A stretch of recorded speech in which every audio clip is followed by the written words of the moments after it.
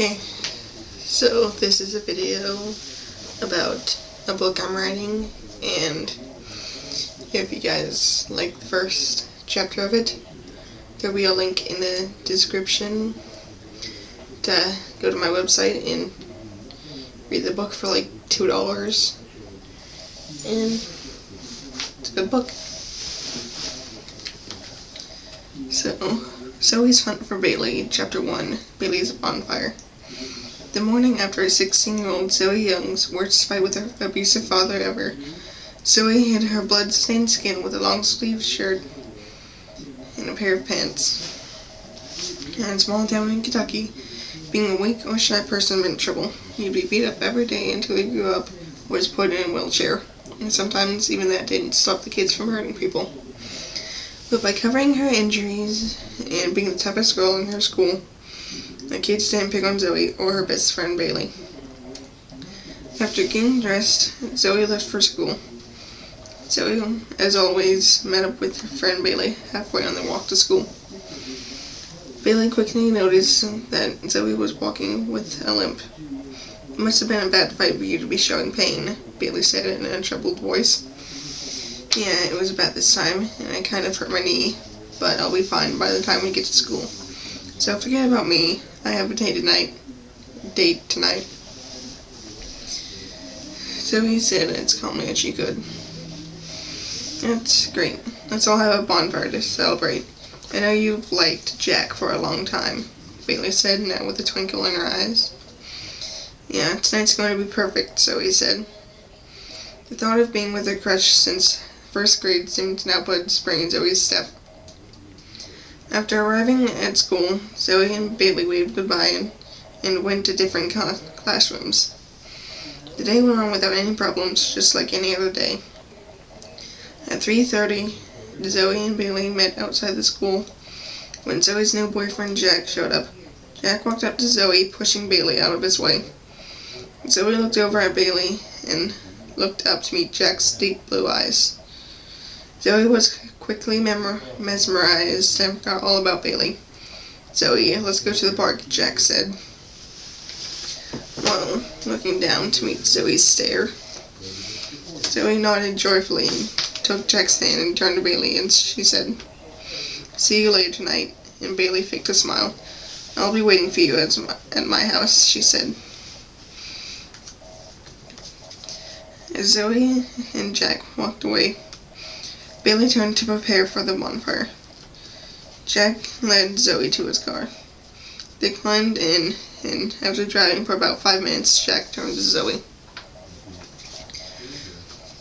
"I need to stop someone first," he said with an evil smile.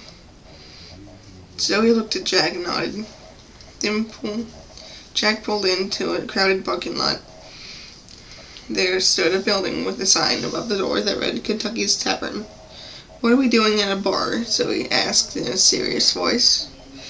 "Just relax, Zoey. I want you to try a few drinks that are really good," Jack said with an angelic look on his face.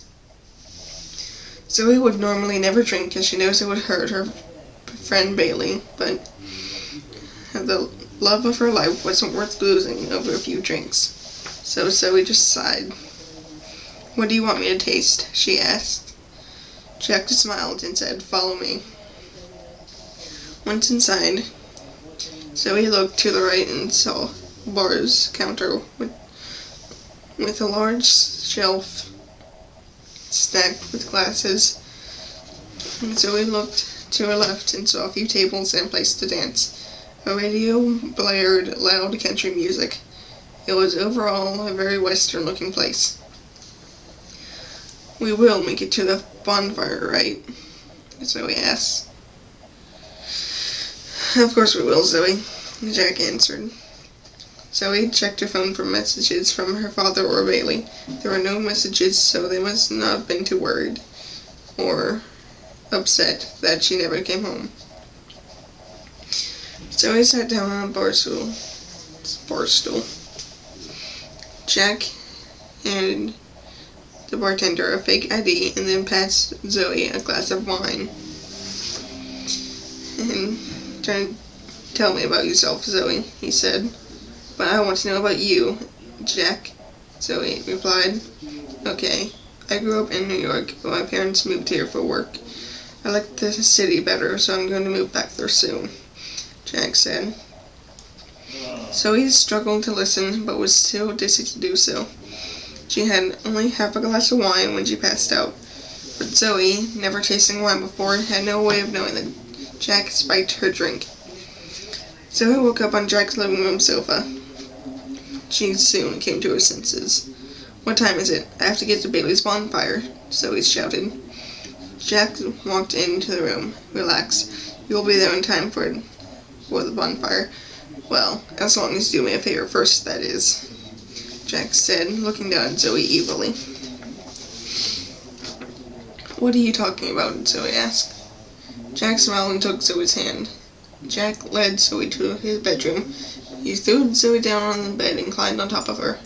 Now on all fours above Zoey, Jack looked down and asked, So what's it going to be? Zoey quickly pushed Jack off of her, got out of his bed, and ran to the living room.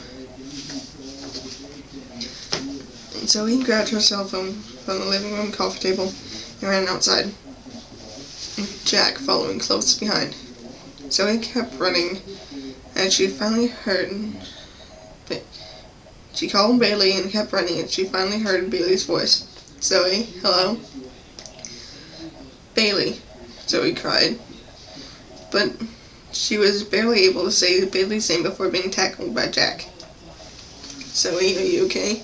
Zoey? Baliey's voice was cut off by Jack stomping on Zoey's cell phone, shattering it. Jack kneeled on one knee and held Zoey down.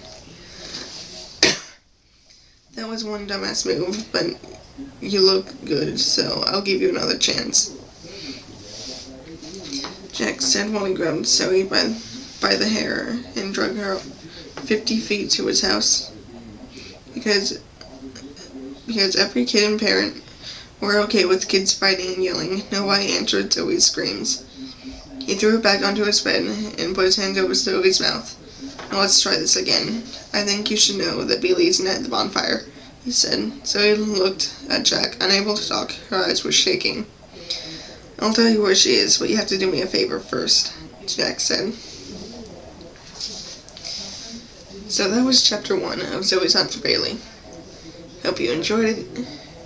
Again, there'll be a link in the description for my website where you can get the rest of the book. And I'm wanting to work up some money to help my grandparents buy a house so we can move out of this crappy apartment complex. So, hope you liked it. Buy the book.